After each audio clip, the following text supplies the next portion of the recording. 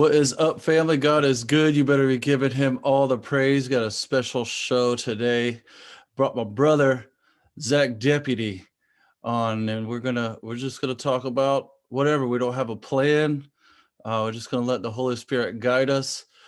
This is actually the whole reason I made this channel, Iron Sharpens Iron, was because my brother and I always get into really interesting, deep conversations, and I wanted to share those conversations with everyone. But had this channel for a while. We haven't even done it, but the time has come. It's time to do this Iron Sharpens Iron thing.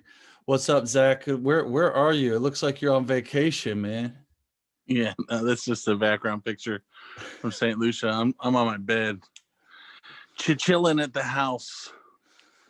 So, relaxing. those of y'all that don't know, when I went to Washington on the 6th, my brother was with me, and it was a pretty crazy experience, wasn't it? Yeah, it was definitely historic, to say the least. Why don't you tell everybody like your take on everything that went on, like your experience? I mean, it was a really long day. We got up so early, and after traveling all day, and it was super cold, and was out there. It was a cool, crazy mix of people, and energies. There was a lot of believers out there, which I thought was cool. There was a lot of positive energy, but there was that sporadic, isolated kind of negative energy. It always seemed to be like not in the group. Like remember, I remember that there was that one guy yelling during like the different speakers, and he was yelling stuff like "Hang them!" Yeah, hang them high. I'll run the rope.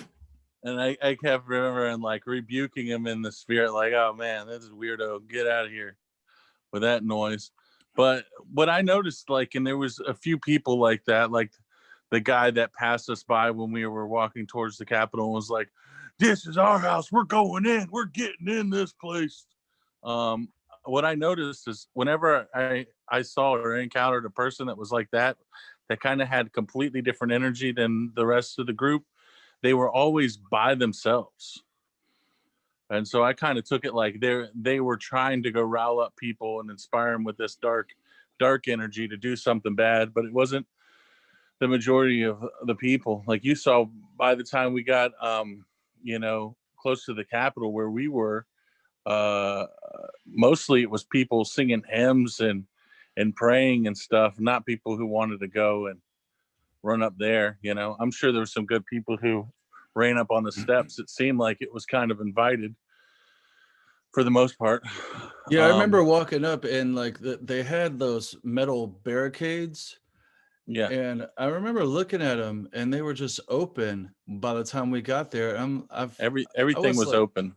It was so open. It was like, hey, we're gonna act like we're barricading you guys out, but come on in. I Yeah, looked at the barricades, and I was like, what did they even put these here for? And this is before we realized what was really going on. yeah, I was what like, was what did they happening? put these barricades here for? These are worthless. No, I mean, it didn't stop anybody from going anywhere. No, nobody knew where they were supposed to stand or not supposed to stand. Didn't know what was where we're supposed to be or where we're not supposed to be. It was very much confusion, and I think people took advantage of that confusion, and they use it to demonize a lot of people who don't deserve to be demonized, kind of like me and you. Yeah. So everybody knows that the stuff that happened to me about getting cancel cultured and losing almost all of my business. And what you guys don't know is my brother is also a touring musician, tours the whole country, Canada, Mexico, the Caribbean, Costa Rica, and I probably left out a few places. Zach Deputy, you can see his name in the corner there. Y'all need to go check him out on Spotify and iTunes and all that stuff. His music is awesome. But I personally received a lot of hate. I came back to January 6th was the day that we went. January 7th was my birthday. I turned 40, and we were driving back the whole way, and we weren't really on social media at all. We just took our time getting back. We went and played some disc golf and just had some brother time on my birthday. And by the time I got home, I was getting all these hate messages and threats and it just blew my mind. I did not see that coming. And m- Zach got it way worse than me because he's a lot bigger of an artist than I am, and he was getting tons and tons of hate comments and stuff like that. Zach, why don't you tell them about that whole experience, how that played out for you? Well, I kind of figured that would happen. That's why, like, when as soon as I realized that you put a pic of me up there with a MAGA hat on, I was like, You oh, can't we wear had to no take MAGA that pic hat. down. Take that pic down. People are crazy. People are so judgmental. Anyways, it was too late. People had taken a snapshot and sent it everywhere, and um, a couple, I think 3 magazines did write-ups about it. Um, and Like big Relics magazines did it. too.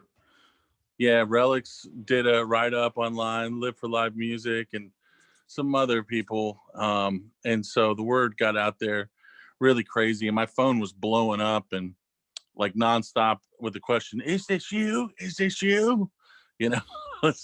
And Is so this instead you? I of want to accuse you. I just want to find out if I can accuse you. I want to find out.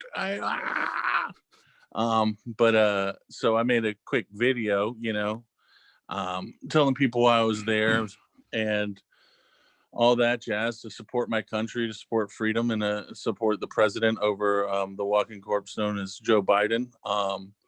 And you know, people came out of the woodworks on that video, and I mean, there's just so much nonsense being talked about me out there. It's kind of crazy.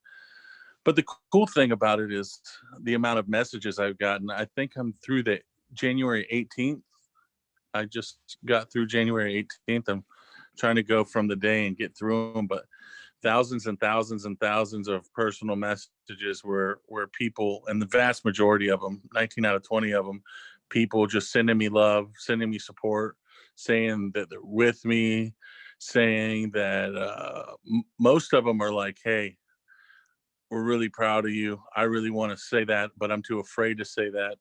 And so many people who are just afraid to speak up, but it let me know the vast majority of the people are on the same page. It's just the really loud, hateful ones are kind of spewing out at the top of their lungs, and they're the ones who are commenting on every video. They're the ones who try to get in every chat room and dominate and take over and bully. And I feel sorry for them that that they're so blind, and they live in such a dark place of unforgiveness. But it's also really cool to see how many people are out there who are loving and kind, and not all of them were people who necessarily agree with my stance. A small percentage of the supporters are you know people who are liberal and people who are middle of the road people, and they're just not willing to hate somebody for their opinion. So there's a big group of those people out there too who choose love rather than hate. And an opinion's an opinion. We all, other than Jesus Christ being my Lord and Savior, I'm up to being wrong about anything. That's what iron sharpens iron is all about, is debating, discussing ideas, and coming to better conclusions. But it's crazy to see that there's so many people who are blocked off to other opinions, to the point where if you have an opinion that differs from theirs, all they know how to do is spew out and wretched hate. So why do But you think that is? Why do you think that people are just totally cut off from opposing point of view? well, I mean, they're blind, but being blind is just a symptom. The lack of a real relationship with God is the root. Um, Unforgiveness is a big part of it, but lack of a real relationship with God, I say, is the real issue for most of them. God is I love. Yeah, God is love, and they don't have any love, and they think that they have love, and the love that they think they have is this emotional thing. It's all based on what you can do for me, and if you do Hmm. something for me that makes me feel good, then I love you, and if you do something that doesn't make me feel good, then I hate you, and that's not really love. It's a fake counterfeit version of love, It's a and love of pleasure.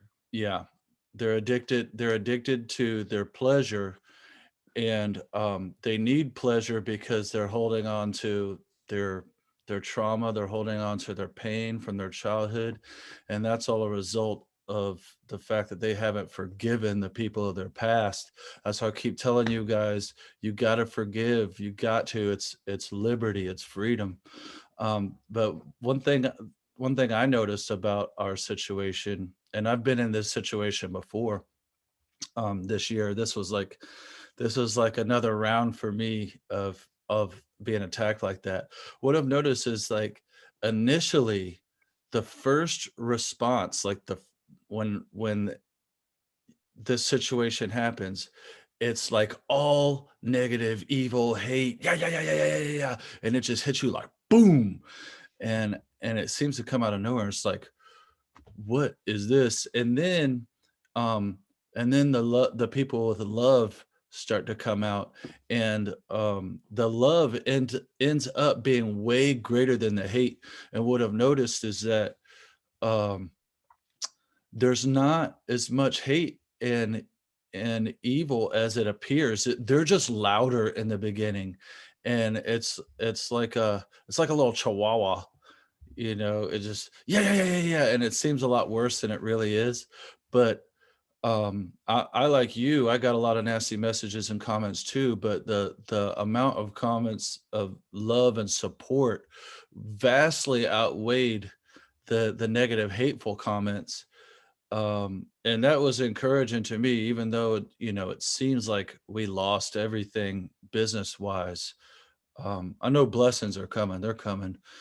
But it's really cool it gives a really unique perspective on the world when you're being attacked from the devil on one side and loved by God on the other. And the love is so much more powerful and prevalent than the hate. It's just an illusion. There's not that much hate. There's not that much evil. They puff themselves up to be bigger and louder than God. Um, Well, I think that we're blessed to be in this country, and I think in this country that might be true. But as far as the world goes, I don't know if that's true.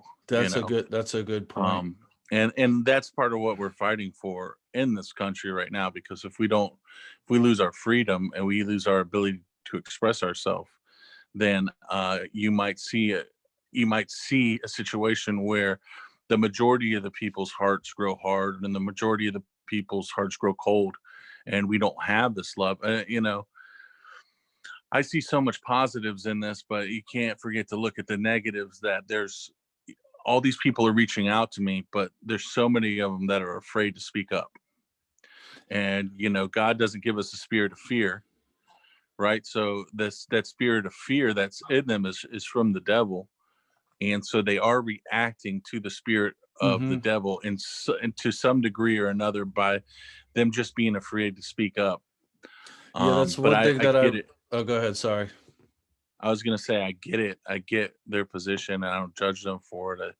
I understand. I mean, it's a weird it's a weird spiritual war that we're having We've to never fight seen here. anything like it. Never seen anything like Yeah. it. It's pretty intense, and it's a lot. And we're not used to this. And I really believe that change is coming soon and blessings are coming soon, and we won't have to be used Totally. to it anymore. But one What thing I that one thing that God's revealed to me in the last week, that I realized about the situation that I'm in, is God told me that He gave me a voice, and the devil's trying to take my voice away from me. Um, and me being a singer is just like a symbol of what God gave me. He gave me a voice, and the devil's trying to take it away through, you know, robbing me of my income, trying to intimidate and bully me and threaten me. And it's not just happening to me, it's happening to all of us. One of the most powerful things that we have other than faith is our voice. Your words have so much power, and you can do battle with words. That's why the word words looks like swords. You take the s off the end of the word words and put it on the front, and it's swords. And the devil is trying to steal people's voice because he knows that there's power in words, especially when you speak in the name of Jesus and let the Holy Spirit guide your tongue. That is like death blows to Satan, and he's trying to intimidate people into into not using their voice. And the mask situation is just another part of it. He's trying to take people's voices away from them. Guys, don't be afraid to speak up. It's like um uh, Yeah. it's like a shoot first, ask questions later kind of thing, you know? If you feel that God is telling you to say something, don't let the devil rob you of that. Say it. Deal with the consequences and then wait for the blessings. That's how it's going to go down. Well, what I can say is for a fact, the truth will set you free. And a lot of times, if you just look past the illusion and you do speak the truth, even though before you speak the truth, you're afraid to, afterwards, a lot of times all it does is strengthen your faith. And I know through all of this, like God's been so good to me. I haven't really sweated it at all. I mean, I know I'm aware of all this hate out there, but it hasn't bothered me one bit. And it kind of created um, this spiral, this upward spiral, where I was amazed at how little it bothered me, and because of that, it gave me faith, and because my faith, and it just perpetually, I'm not worried by things. I'm so impressed that I'm not worried, which grows my faith, and it just keeps spiraling upward and upward, which is in a lot of ways I see as the opposite of the downward spiral I used to kind of, when I was really a sinner.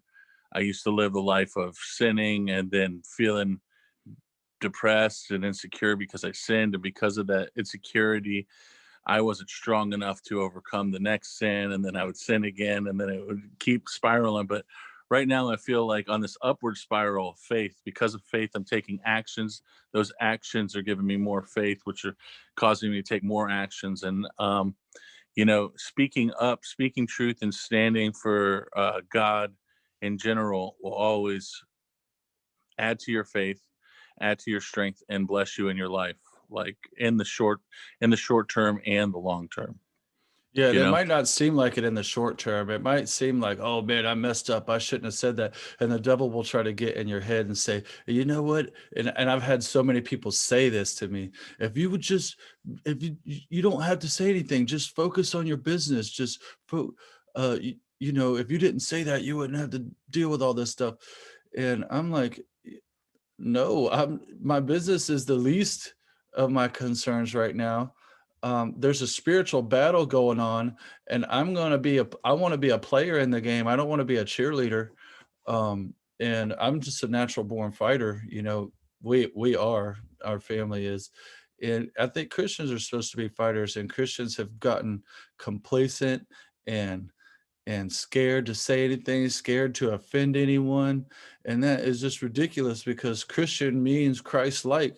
And Jesus was not afraid to offend anyone. I mean, he called them snakes and vipers and hypocrites. And I'm not saying go out in the street and start pointing your finger and start calling people snakes and vipers and everything and hypocrites. You got to use wisdom. There's a time to say those things. But we're supposed to speak up. We're supposed to say things that aren't wrong. But one thing that's really important is you have to take the beam out of your own eye first before you can point out the speck in someone else's eye. So until that happens, if you still have a beam in your eye and you're, saying something about somebody else that they're doing something wrong, that's a dangerous position, because that is saying something out of judgment rather than love. You have to do it with love. You have to do it because you love that person, not because you want to put that person down or make yourself feel like you're better than that person, and Yeah, it's hard to tell the difference. judgment's not always bad, but there's judgment that's meant to eventually build somebody up, and then there's judgment that's meant to tear somebody down. Um, and God says, "Judge you wise judgments." Hmm. Some people think you're not supposed to judge at all, but God directly instructs Everybody us to judges. judge. Yeah, Everybody you can't judges, help. and the thing that cracks me up is like if I get accused of judging a lot because I'll point out something that's wrong, and they're like, "You're judging. You're not supposed to be judging. Christians aren't supposed to judge." And one, they're not even a Christian that's telling me that, and two, they're judging me for judging, so they're no different than I am, Yeah, it's an and according to their instant own hypocrite. argument. Yeah, we're supposed to judge righteously. You're not supposed to judge bad judgments. If you judge wrong, you're going to be judged by the way you judge. Hmm. So if you're judging terribly, then look out. Yeah, you Jesus know is really saying to be careful how you judge and judge yeah, the right way. Um, totally. because if we weren't supposed to judge, then nobody would go to prison. Yeah, then there would be no law, there would be no Yeah, instruction, then it's just a free for all. that's Go really ahead, what take that whole argument take your is. pants off and moon the country. Yeah, that's really what you that know whole argument is they're trying to remove judgment so that they can do whatever they want. They can sin however they want and not suffer the consequences of doing evil. That's really what all that is, but it's such a ridiculous argument. It makes no sense when you really look at it. yeah, my whole my parable to life and staying on the right path. That Hmm. there's two ditches, one of them is the law and one of them is grace. You need both of them to remind you of how to stay on the road, but you can't lean completely on grace and you can't lean completely on the law. We need both. Hmm. You can't do it without the law and just have grace. Then it's just a free for all. You could do anything, and you can't do without grace and just have the law, because we're all going to fall short. And so the balance is you need both of them, and that all comes into judging righteously. You know, Yeah, and another problem people make is they don't look at themselves. We need to make sure that we're right first and foremost before we can say anything about what anybody else is doing. And I think a lot of people, and I've been guilty of this for most of my life, to be honest. Um, they're so quick to point out the mistakes in others, um, and completely ignore everything that they're doing wrong. It's just a way to make themselves feel better, and it's really a security blanket, um, to yeah, ignore the fact. people lie to themselves. Hmm. As a professional singer, I can't tell you how many times I've seen and witnessed people who think they can sing. They think that they sing great, and then they finally hear themselves for the first time on a tape, and then they're like, "Oh, what is that?" And they hear all they're they're not hitting any notes, and they're terrible, and it's because they're not seeing themselves for what they are. And Right. truthfully, we can't do it without God. So it's not something that's in us. You have to reach out to God to do that. The Holy of Holies, the way it used to be, was cast in pure gold. And if you went into the Holy of Holies and you looked at the throne, you would have seen a mirror. You've been able to see yourself clearly. And only when you go and you talk to God, God can show you yourself. So if you don't know if you're living your life right, if you don't know if you're sinning, the best thing to do is to say, "Hey God, show me myself. Show me who I really am. Show me what I'm doing right, what I'm doing wrong." And start fighting the good fight now. No, stand on what you know is true, and then everything else, let God work it out of you. Yeah, and if you ask him that and you ask him that honestly, like for real, he will answer that prayer. That is Yeah. that is one of the best things that you can ask for him, because in order to be saved, um, you have to admit that you're wrong. Hmm. In order to come into God's goodness and God's love, you have to admit that you're wrong, that you mess up, that you've been sinning. Um, Otherwise, why did Jesus die? What did Jesus die for if there's nothing wrong with you, if you never did anything wrong? So Yeah. that was the It, turning point for me. Um, when I was like, I realized that I was messed up. And then I started trying to do this and do that to fix it. And the more I tried to do to fix myself, the worse I got. And I just felt worse and worse and worse and worse and worse. And I was on vacation one time, and I should have been having a great time, and I was absolutely miserable. The anxiety and the pain was just, I was like, what the hell, man? And God showed me, um, he opened my eyes to the fact that it's because I was trying to do it my way, and I needed to let go of that and just let go of everything and let God do it, let God guide me, let God change me, because we cannot change ourselves. There's nothing that we can do to change ourselves to make it better. You have to let God do it. We're the clay. He's the potter, and we got to let him mold us. And that's a good thing to pray for probably every day is, Lord, continue to mold me and make me who you want me to be. He will answer that prayer if you ask him to show you where you're wrong. um he actually loves that. He loves when we ask him for that, because ultimately what that means is we're seeking to please him. And that's the whole yeah. reason why he created us, was for his pleasure. And the devil has tricked people into living for their own pleasure rather than living to please God. And living for your own pleasure is a trap. You will get moments of pleasure and a lifetime of misery. But if you live for God's pleasure, you will get moments of misery and a lifetime of pleasure. It's pretty amazing how it works. But you got to admit that you're wrong first. Yeah, we're all wrong. So that's the cool Hmm. thing about it. Once you realize you're wrong, then you just join in the club of everybody. Yeah, We're all wrong. nobody's better than anybody else. The only difference is, do you realize it or not? And are Yeah, you living to please God or not?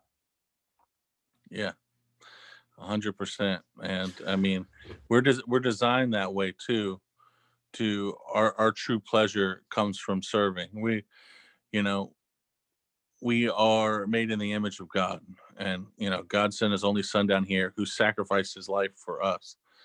And love is best described in the physical world as a sacrifice. And when we're sacrificing for God and we're sacrificing for others because we love God, um, we really do find joy in life, you know? And I went down the wrong side of the street most of my life, seeking, pleasures, and didn't realize it, just thought that that was normal. And pretty much got everything that I ever dreamed of in life. I kind of achieved it all, and none of it was really worth anything. At the end of the day, it seemed like the more I got, the more miserable I was, and Hmm. the more I had, the more sad I was. And if you have God, you're willing to give up everything for it because God is better than everything else.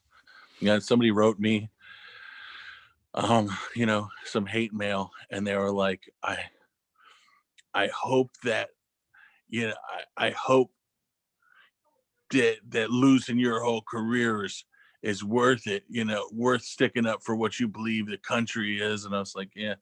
I go, standing up for the truth is definitely worth losing my whole career over. Yeah, I've had several Yeah. people ask me if I regret doing the things I did because of what it cost me, and my answer was emphatic and immediate no.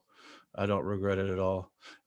Um, Speaking the truth and standing up for what's right and for what, you know, God's plan, I will never apologize for that. You could throw me in the lion's den. I'm not going to apologize. Um, and it's awesome, but and it's also empowering. Um, Totally. it's also empowering because they talk a lot about empowering, and you hear about empowering women and all the stuff that the left talks about. It's such a fake power. The only power is the power of God, of love and truth and light. And when you tap into God's power, that is where empowerment comes from, not Yeah. from not from doing this or doing that, or you know, hey, it's funny. It seems like their sense of power comes from destroying people and their Yeah. Yeah. lives, Totally. and God's Yeah. power is like a building, Pride. creative thing. Pride demands a sacrifice.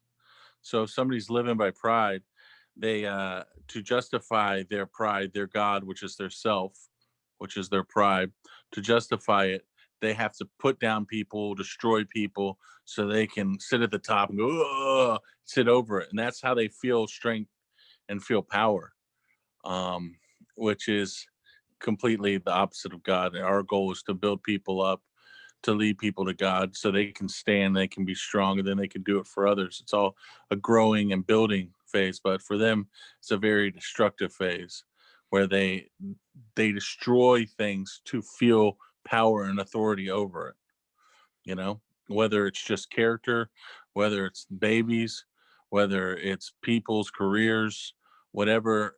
Pride destroys. And if anybody's ever been in a really toxic relationship with somebody who was self-centric, they've experienced this head on. They have to keep their partner in a perpetual state of insecurity so that they can feel better than them, and they can feel that their partner is inferior, and that's how they keep feeding their ego and their pride. Yeah, and ultimately, it all boils down to control. The devil seeks control, and he he uses lies and deception and intimidation to gain Yeah. control. And God does not seek control. He wants us to come to Him out of our free will, because that's really what loving Him is. And the Well, you devil, always want what you don't have. Mhm. And God has control. He is in control. The devil's Yeah. not in control, you know? And Oh, well, he's we gonna take control in the end. He's gonna bring the hammer down when it's all said and done and show everybody who's boss. But he given us all a chance to pick a side. And yeah, I've noticed lately with the whole situation that's going on politically and the whole illusion of inauguration and everything, um, that certain people that did seem like they were on the right side are jumping ship. And I don't necessarily mean that they're, jumping on the Biden train, but they have abandoned hope and faith in God's plan for our future, and have given up and thrown in the towel and said that we lost. And yeah, they're leaving the good side and not realizing that even though they still support, you know, Trump and what he stood for and what he tried to do, they've given up hope and faith and not even realize that they've gone to the bad side. yeah. Yeah. Well, I mean, if you don't have any hope in it, you don't have any faith. You're not living in the spirit. Mhm. And but it doesn't mean that to the world we can lose, but we never lose. I mean, when Stephen was getting stoned, Stephen was seeing the armies up in heaven. He was seeing God up in heaven. He knew he had the victory. But to the world, it just looked like he was getting stoned. Mhm. So it really doesn't even matter what's happening on this earth or this planet. What matters is where we are in our spirit and our relationship with God. And that's what makes us winners or losers. Yeah. And sometimes in history, it's going to seem like, we are the losers, and that's fine. As long as inside your spirit, you're not a loser. Well, if you look at it with your physical eyes, it will definitely look like that. If you are tapped into the Holy Spirit, you're going to see something completely different. And that's the Yeah. situation that Stephen was in. To everybody else, he he was getting killed. He lost. He Yeah. And spoke he everybody else, spoke the he done. truth, and they stoned him. And and he died, he's gone. And Yeah. that's what it looked like in the physical eyes. But Stephen, who had spiritual eyes, and that's one of my favorite stories of the Bible, um, he could see heaven. Everybody else was looking at a man getting stoned, and he could see heaven. And the other amazing part is that Stephen he loved them enough to tell them the truth, even though I'm sure he was pretty aware of the consequences when he was speaking of what might Hmm. happen. He loved them enough to tell them the truth, and he also loved them enough to ask God to forgive them, and because he knew that they didn't know what they were doing. Um, and I think that's just amazing story of love and forgiveness. And to the people that were there, they didn't see it that way. They couldn't see it that way because they're looking through their physical eyes rather than their spiritual eyes. And faith, you, your eyes will deceive you and rob you of your faith. Yeah. Um, the Bible's very clear about that. Faith is the substance of things hoped for, the evidence of things that we can't see. And it, Hmm. it also says that we walk by faith, not by sight. And a lot of people are jumping ship, giving up on God's plan, um, because they're looking at what they see. And the devil is a master of illusion. This whole thing is a Well, movie that we're watching right and now. I also think that part of God's plan is for us not to know his plan. And I think too many people and too many Christians have been trying to nail down, like, oh, this is God's plan, this is what God's doing, and they set dates and they set Mhm. theories and they do all this stuff, and then when it doesn't come down, then some of them even lose faith, Mhm. and they were putting faith in their own knowledge other than faith in God. And God's going to do what God's going to do when God's going to do it, Yeah. you know. And it's uh there's too And it's many people. probably not going to happen anyway close to how we imagined it. No. We got to leave our imaginations alone. Yeah. And I'm guilty of like seeking after knowledge of this current set. We all want to know, right? We all want to know the plan. We all want to know what's happening. But if you know, then you, what's the use in having faith? Faith is the opposite of really knowing. Um, Yeah. and wanting to know is really dangerous, because isn't that what got us all in this mess to begin with? Because Eve wanted to know. Yeah. Well, desiring to know, a lot of times has to do with the pride.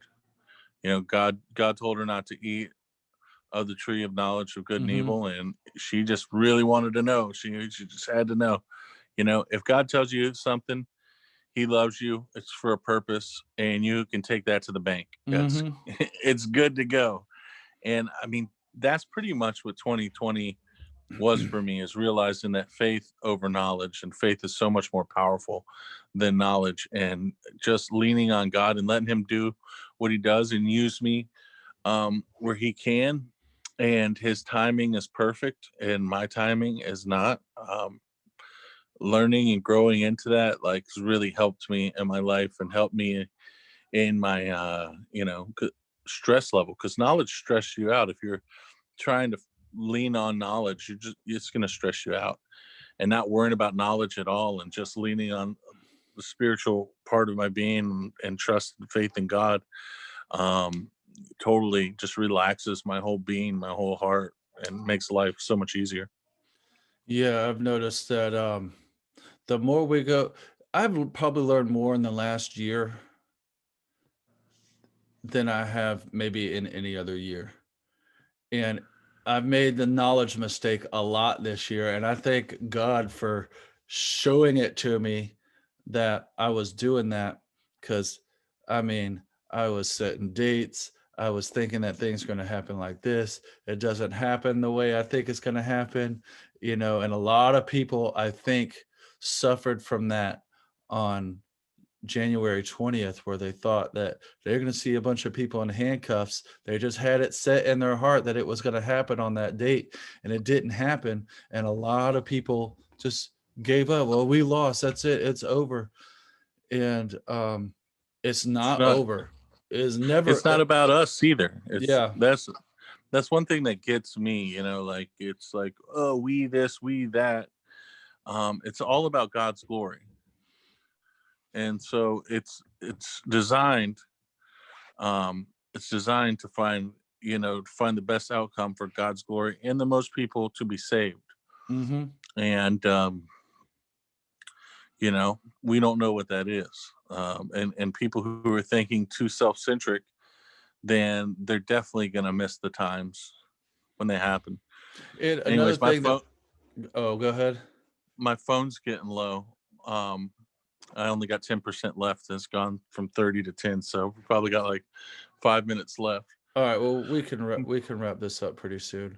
One thing Leslie's I've noticed, and I really realized lately, is that God doesn't really give dates.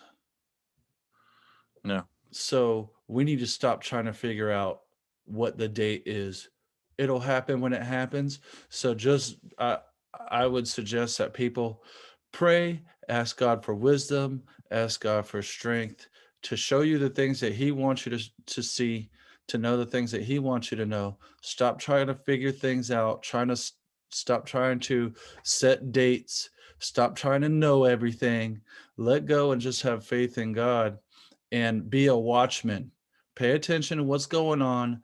You'll know it, you'll recognize it when you see it. But I really believe that good things are coming. I really believe that blessings are coming.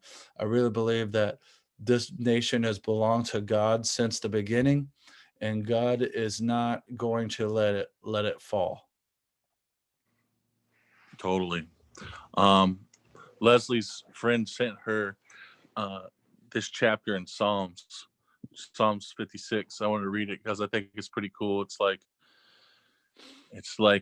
for anybody speaking the truth right now, this is a chapter for them. Oh, go ahead, But I've read got it. Read it. Be gracious to me, O God, for man tramples on me.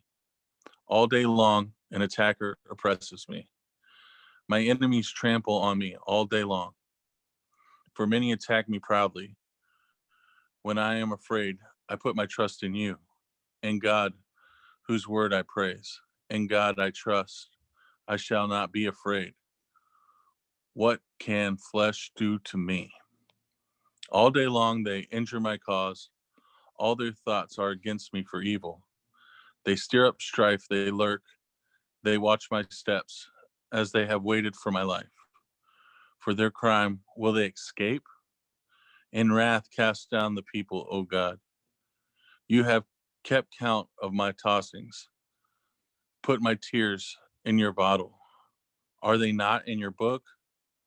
Then my enemies will turn back in the day when I call. This I know, that God is for me. And God, whose word I praise, and the Lord, whose word I praise, and God I trust, I shall not be afraid. What can man do to me? I must perform my vows to you, O God. I will render thank offerings to you. For you have delivered my soul from death, yes, my feet from falling, that I may walk before God in the light of life. And that was by David, right? David was over him, but no, the psalmist was a different name. Oh, okay. It's like Yeah. Miktam or something. That's exactly how I feel right now. That's awesome. Yeah, it's basically what anybody who's going to stand up for the truth is going to go through. And the thing is, if you're standing up for God, God's going to be there for you. He's going to keep your fear away. He's going to keep your heart strong, and he's going to make a way for you, even if the whole world be against you. You know. It don't matter if they are, because God's almighty, all powerful, and the only way to go. I'm actually feeling excited about everything that's going on. I'm excited for our future. Yeah. I think it's about to get really good. Kim. One of the things that Kim Clement said is there's a season for everything, and a lot of people have been so stuck in the doom and gloom for so long. Yep. It's They temporary. can't see their way out. It's temporary. There's a Yeah. time for where it seems like evil prevails, and that's just setting it up to show everybody how awesome God is. And I think that's what's getting ready to happen pretty soon. So hold on, guys. Don't set any dates. We'll know it when we see it. Let us know what you think in the comments below. I'm going to put all of Zach's information and where you can connect with him and listen to his music and stuff. If you guys want to, if you're interested in finding out about forgiveness, I'll put my information down there as well. And we're gonna do a lot more of these. We're gonna probably do at least one a week, maybe more. We'll see, God willing. So love you guys. Y'all are awesome. We'll see you next time. Peace.